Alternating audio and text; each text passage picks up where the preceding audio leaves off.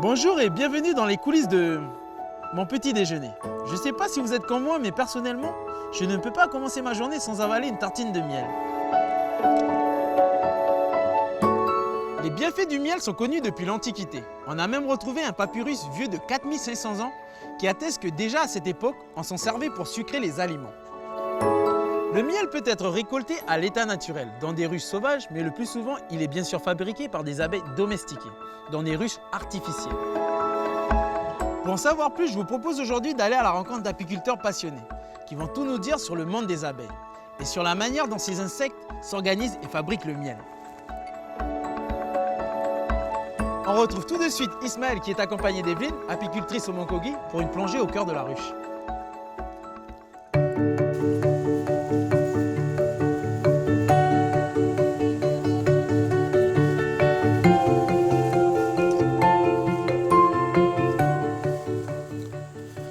Evelyne, bonjour. Hey, bonjour. Je peux m'approcher? Oh, vous ne craignez pas les piqûres? Si, un peu quand même. Vaut mieux pas trop, hein? D'accord. J'ai une tenue là, peut-être que ça pourrait faire l'affaire.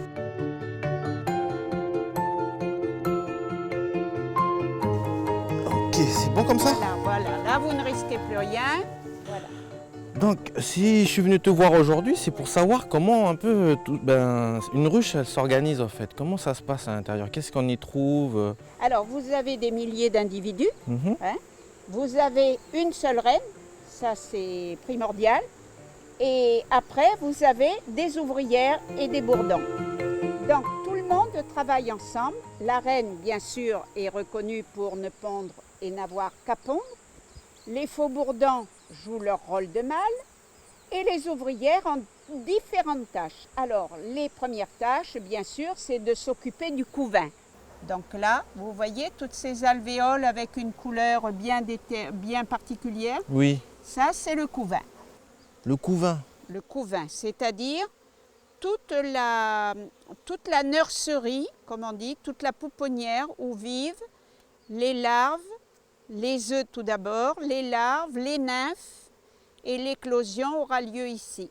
Il est toujours sur un cadre central par rapport aux abords où il y a les réserves. Alors dans les réserves, vous avez le pollen, vous avez du nectar, vous avez bien sûr le miel. Mais le couvain, lui, va se trouver au centre. Donc là, on voit les abeilles autour là. Qu'est-ce qu'elles font exactement? Elles s'occupent toute la journée. C'est comme dans une pouponnière, toujours en train de s'occuper des petits et les nourrir et leur créer la température dont elles ont besoin. C'est pour ça que quand on ouvre une ruche, on ne reste jamais trop longtemps ouvert pour que la température reste toujours la même. Elles aiment l'enfermement, le noir et cette température toujours égale à elle-même. Hein, parce que là, vous voyez, je suis en train de travailler dedans, mais je ne reste pas longtemps parce que le soleil va la surchauffer et ça n'est vraiment pas bon pour le couvain. Voilà, donc le temps de travailler, voilà, et après on referme dès qu'on a vu ce qu'on avait à voir.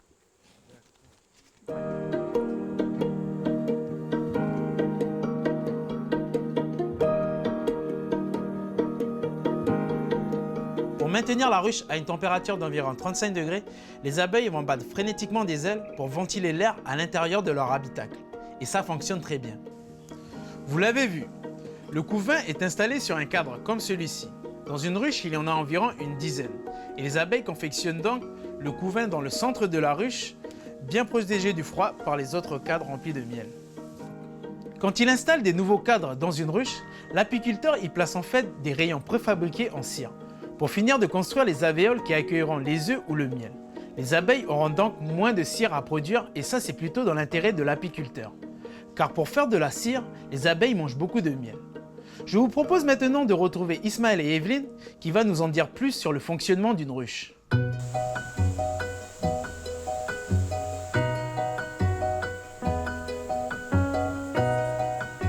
Donc là, Evelyne, c'est la ruche que nous avons ouverte tout à l'heure. Je vois qu'il y a une autre ruche à côté qui est un peu différente. C'est quoi la différence entre les deux en fait? Alors la différence, c'est que celle-ci est assez récente. Les abeilles n'ont fait que commencer à construire la base, hein. Alors que là, tout le corps de la ruche, la partie basse, a été rempli de construction, de réserves. Et nous avons dû mettre un étage pour continuer le développement de la ruche. Alors, une petite grille au milieu qui permet à ce que la reine ne monte pas. On aimerait que la reine reste en bas et soit dans son couvain, de façon que le haut, où il n'y aura pas de ponte, devienne comme un grenier pour stocker le miel. Donc là, en fait, c'est là où ils récoltent, que les apiculteurs récoltent tout le miel, en fait. C'est dans cette partie haute de la ruche, c'est ça? Voilà, alors quand on a besoin de récolter le miel, on ne travaille que sur la partie haute et on laisse les abeilles tranquilles dans la partie basse. Justement, on va récolter le miel dans cette partie haute de la ruche. Mais comment les abeilles produisent le miel? À partir de leur naissance, elles ont différents rôles à jouer dans la société des abeilles.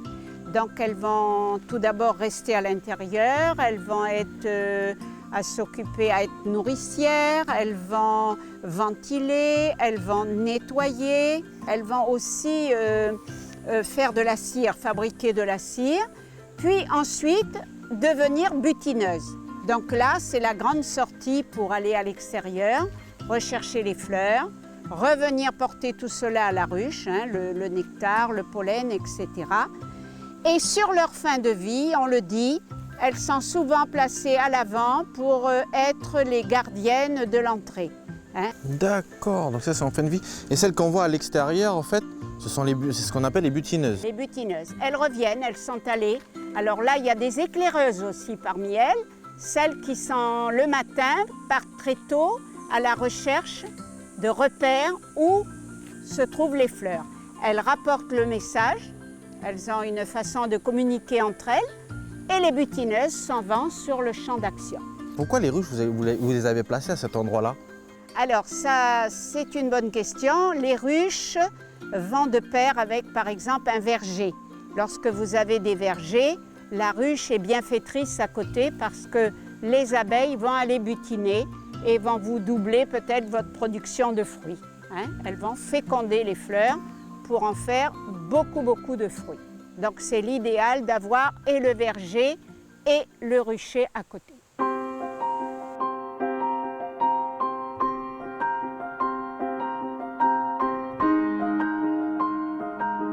Le lien qui existe entre les fleurs, la pollinisation et les abeilles est très important. Mais attention, ce n'est pas avec le pollen que les abeilles font le miel. Elles s'en servent uniquement comme source d'alimentation. En fait, c'est le nectar qui va servir à faire le miel. Cette substance sucrée que sécrètent les fleurs va être pompée par les butineuses qui vont ensuite transporter leur récolte jusqu'à la ruche.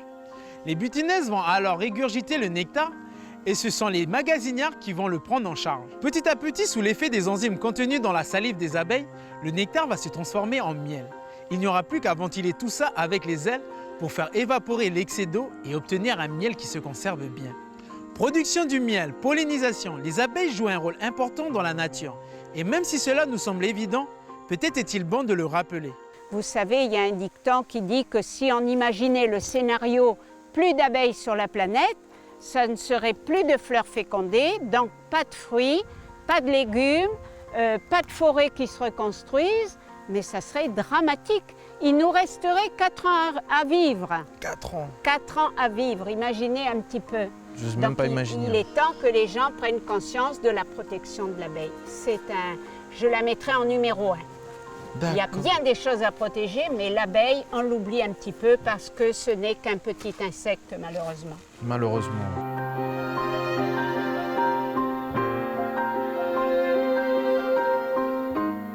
Et est-ce qu'on peut rappeler l'état de santé en Nouvelle-Calédonie? Les abeilles, comment se sentent en Nouvelle-Calédonie? Oui, bien, mais nous avons depuis quelques années, malheureusement, quelques petits soucis. Bon, on a un papillon, vous le savez, qui vient pondre dans les ruches. Donc, il nous fait des grosses larves qui détruisent la cire et le couvain.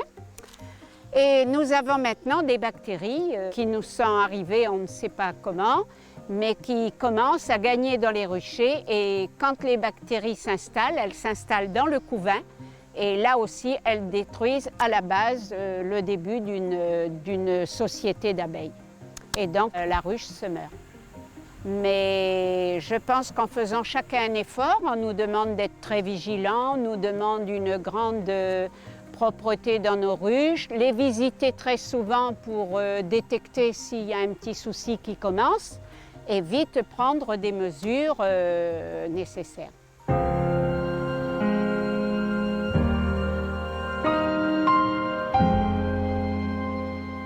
Une vigilance s'impose donc, mais il est vrai que les abeilles se portent plutôt bien en Nouvelle-Calédonie et que le miel est en général de bonne qualité. Même si l'apiculture reste une activité modeste sur le territoire, la production locale de miel est de plus de 100 000 tonnes chaque année et couvre plus de 95% des besoins néo-calédoniens. Nous allons maintenant nous intéresser à la récolte du miel. Au passage, laissez-moi vous donner quelques chiffres qui vous permettront de mieux prendre conscience de l'ampleur de la tâche qui incombe aux abeilles pour faire du miel. Un scientifique autrichien a ainsi calculé que pour produire 450 grammes de miel, une abeille butine près de 9 millions de fleurs au cours de 17 000 voyages, ce qui représente plus de 7 000 heures de travail. Et vous allez le voir, les abeilles de Pascal, apiculteur à Conet, ont bien travaillé.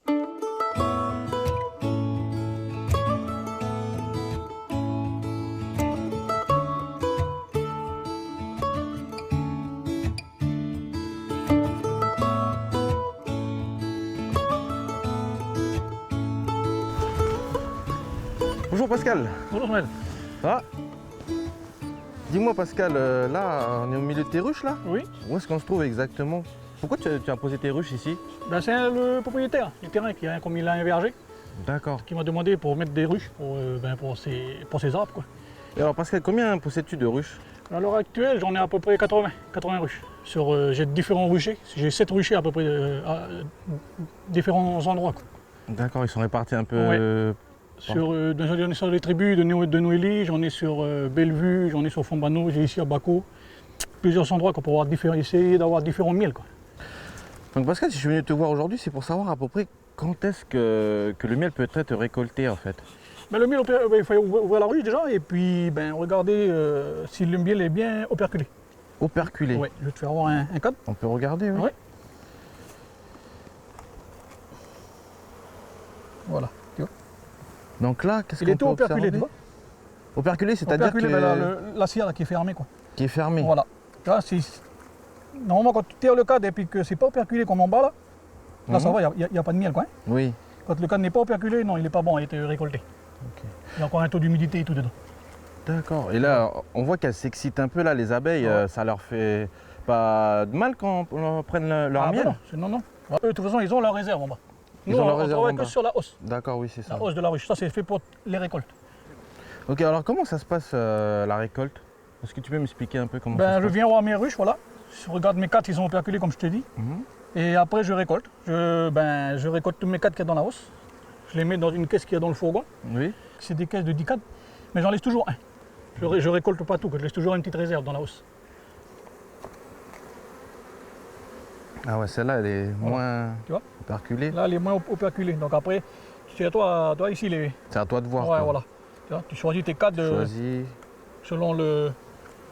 Comment ils sont remplis, quoi. la quantité, ouais. Voilà.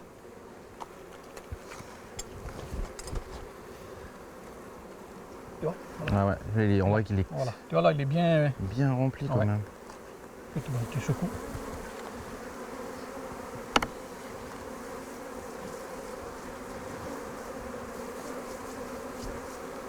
Voilà, tu vois, joli miel clair. Ah ouais, Tu vois, joli, hein. super. Franchement, c'est beau à voir. Là, c'est joli, ouais. Et après, ça se passe à la mielerie après.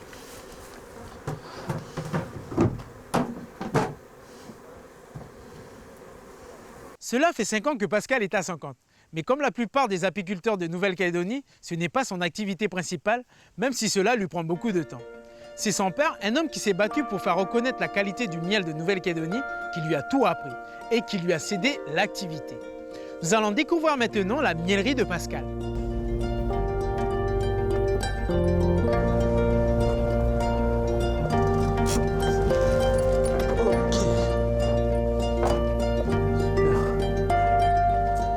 Ben voilà, nous voilà arrivés.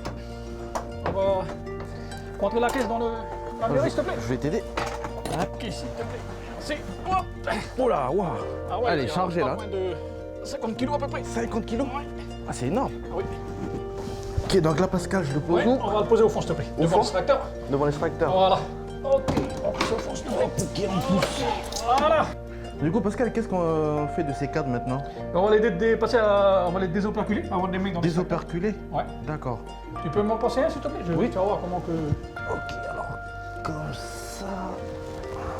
Ok. Tac. Mais voilà, avant, là, maintenant, j'ai la machine à désoperculer. Oui? Avant, ben, je vais te faire voir, je faisais au couteau, avant d'avoir investi quoi, dans le matériel. D'accord. Tu vois, il faut enlever l'opercule qu'il y a sur les cadres avant l'extraction. Et tu faisais à la main comme ça, Comme ça, à ouais. chaque... Quand à chaque récolte, je faisais tout à la main. Donc ça me prenait des... Maintenant, j'imagine. maintenant un gain de temps, quoi, hein, avec, tu vois. On voit bien le miel là Voilà. qui sort. Donc, là, c'est toutes les magnifique. opercules à tirer D'accord. avant l'extraction, quoi, pour que ça sorte, pour que le miel sorte des cadres.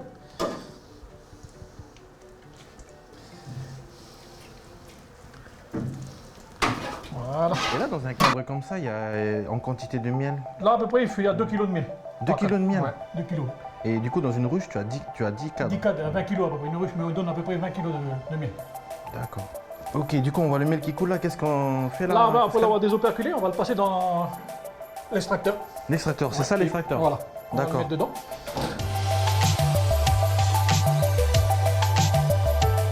On va extraire le miel des cadres. Elle va tourner et puis ça va se projeter contre la paroi. D'accord. Voilà. Je le récupère par le robinet dans un seau et ça part directement dans les macérateurs. Ok, bon, bah, c'est parti alors, on y va? On y va, c'est parti. Allez. Donc, je te passe les cadres. S'il te plaît.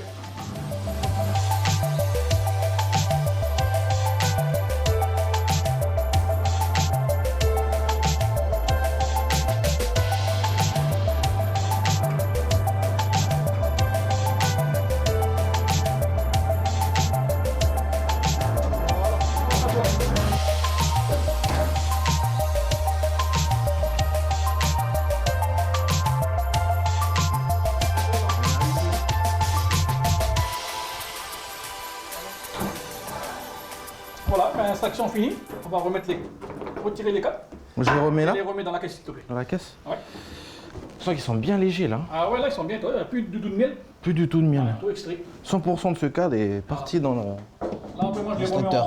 je les remets en ruche comme ils sont. Oui, ça c'est réutilisable, tu me dis. Ah oui, il n'y a pas de problème. C'est récupérable, on n'a plus qu'à les... J'arrive, je retourne dans les ruchers, repose mes cannes, et puis c'est reparti.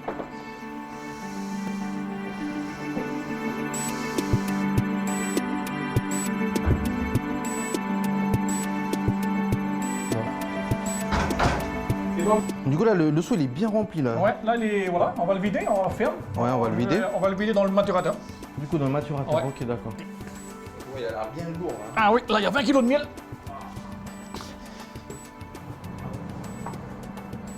Il est stocké dedans, en fait. Oh, c'est trop beau à voir. Et donc du coup le maturateur, qu'est-ce que c'est en fait exactement? Ben, c'est là où je stocke mon miel, moi. Je le laisse... Tu le stockes. oui. Et Je pourquoi laisse- tu le stockes? Ben, je le laisse dedans pour la mise en pot après, quoi.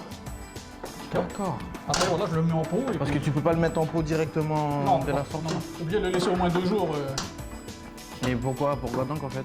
Pour que tous les petites cires fassent une pellicule dessus le miel, tu vois. Ça va remonter doucement. Ça va remonter tout Les doucement. impuretés, quoi. Les impuretés, ouais. Ouais, de la cire, il y a toujours un peu de cire. Normalement, il n'y a pas grand chose parce qu'il y a, comme il y a un tamis. D'accord, ouais, je vois le tamis là. Voilà. Donc on je peut laisse le décanter voir. et puis après, voilà, je mets en pot. Tu mets en pot, tu mets directement tes Voilà. pots en dessous, clac, tu récoltes. Avec les robinets. Ouais.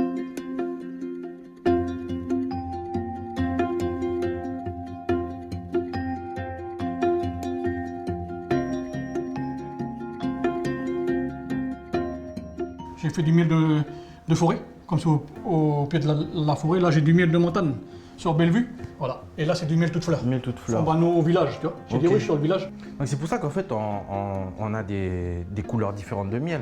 On a des différentes C'est couleurs. parce qu'elles proviennent de différents endroits, Voilà. Mes ruches ne sont pas regroupées tous en même temps, tous ensemble. J'ai différents ruchers justement pour essayer d'avoir différents miels, quoi.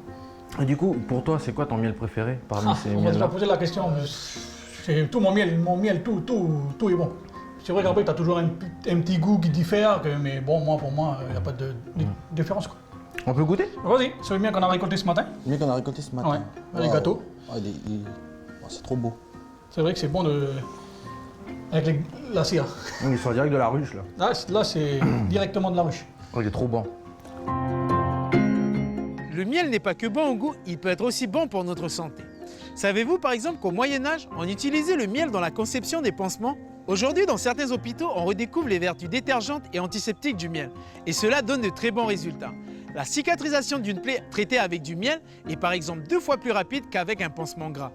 Mais attention, pour cela, on utilise du miel médical, c'est-à-dire lavé de certaines toxines. L'activité cicatrisante du miel provient en particulier de sa forte osmolarité, c'est-à-dire qu'il attire l'eau et qu'à son contact se fabrique en quelque sorte de l'eau oxygénée. Et ça, les microbes n'aiment pas. Mais le miel et les autres produits de la ruche ont bien d'autres propriétés. Nous allons retrouver tout de suite Sylviane, une apicultrice installée à la Tamoie, qui les utilise dans la vie de tous les jours. Elle va justement nous parler d'une substance un peu particulière, la propolis. Donc c'est quoi? C'est bizarre, c'est tout, c'est marron, ça colle, Ouais. et du goudron un peu, c'est Ouais. bizarre. Alors, bien, la propolis, ça vient des arbres. Les arbres sécrètent la propolis pour protéger les bourgeons. Ou alors, dès que l'arbre a une blessure, tu vois, il y a cette espèce de résine, on le voit. Voilà. Alors, les abeilles, elles vont chercher ça. Évidemment, comme tous les produits qu'elles utilisent, elles vont le transformer avec des enzymes, avec de la salive, elles vont rajouter de la cire, elles vont rajouter plein de choses. Et avec, elles vont tapisser complètement l'intérieur de la ruche, déjà. Ce qui fait qu'il y a, tu vois, dans une ruche comme ça, il y a jusqu'à 40 000 abeilles, et ben c'est complètement propre. Mais pourquoi elle tapisse les ruches? Et ben justement, c'est un antibiotique naturel en fait. Il y a plus de 300 composants dans la propolis. Nous, on va le transformer un peu pour que ce soit assimilable et ça va aussi être un antibactérien, un antiviral extraordinaire. Sylviane pratique l'apithérapie, qui consiste à soigner avec les produits de la ruche. Cette médecine est très répandue dans certains pays, mais pas vraiment reconnue en France. Pour autant, même si les études scientifiques n'ont pas encore prouvé l'efficacité de certaines substances, plusieurs produits de la ruche ont de réels effets thérapeutiques. Et c'est justement le cas de la propolis, qui est par exemple très utilisée au Japon. Si on la trouve sous forme de pommade dans le commerce, elle peut aussi être utilisée pure. Ça n'a pas vraiment d'odeur, c'est... Je peux goûter? Absolument. Alors, non seulement tu vas le goûter, mais tu vas le garder longtemps dans la bouche, tu vas le mâcher pendant longtemps. Et il y a un moment, ça va disparaître, ça va fondre, ça va aller, voilà, tu vas l'avaler. Ah, du coup, de le manger comme ça, qu'est-ce que ça fait déjà? Alors la propolis, quand tu la mâches comme ça pendant longtemps, ça va se dissoudre très, très lentement dans tout l'organisme. Ça va être plus pour traiter des choses un peu chroniques, par exemple des bronchites chroniques. Il y a des gens qui n'arrêtent pas de tousser. Après, par exemple, si tu as un aphte, il y a des gens qui ont des herpès à l'intérieur de la bouche. Tu mâches une petite boule et tu la mets dessus.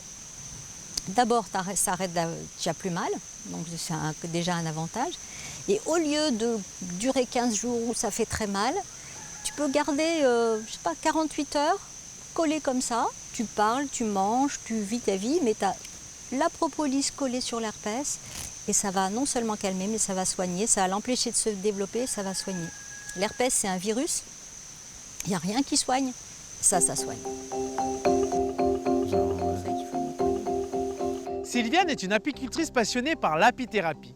Mais rappelons tout de même que l'herpès peut aussi être soigné par des traitements médicamenteux habituels et que seul un vaccin pourrait permettre de ne pas contracter le virus de l'herpès. Vaccin qui n'existe pas encore. En tout cas, les recherches médicinales des productions de l'abeille sont indéniables. Et on a encore sans doute beaucoup de choses à découvrir dans ce domaine. Et les recherches entreprises sur la propolis, mais aussi le pollen ou la gelée royale, que ce soit via la génétique ou la chimie moderne, sont plus que prometteuses. Mais pour avoir des médicaments efficaces, il faut travailler à partir des produits les plus sains possibles.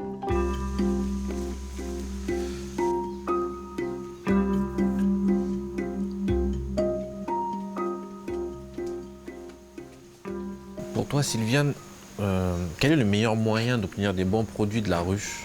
On va dire 3 critères principaux. Bien évidemment, l'environnement. Il faut que l'abeille puisse, dans un diamètre de 3 km, butiner des fleurs saines. Donc maintenant, avec l'informatique, c'est très facile de voir quel est l'environnement des ruchers. Ça, c'est la première chose. Après, il y a la composition de la ruche. Il faut que ce soit avec du bois non traité, avec des produits protégés par des produits qui sont homologués bio.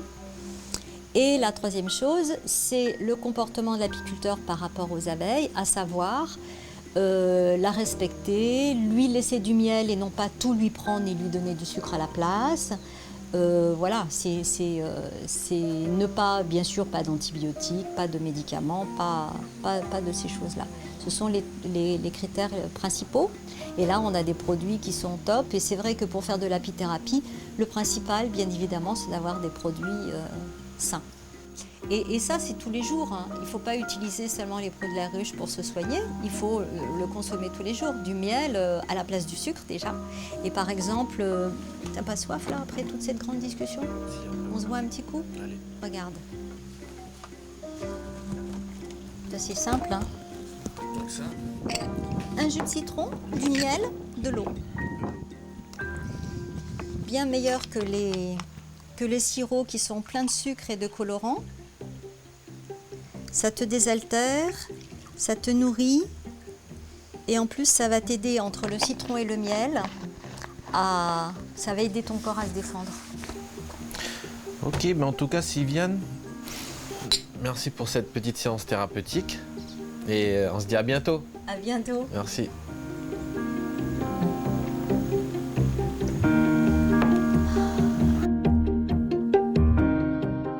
Voilà, vous savez tout ou presque sur les abeilles, le miel et les vertus des produits de la ruche. Si vous souhaitez en savoir plus, n'hésitez pas à aller rendre visite à des apiculteurs du territoire. La plupart adorent partager leurs passions.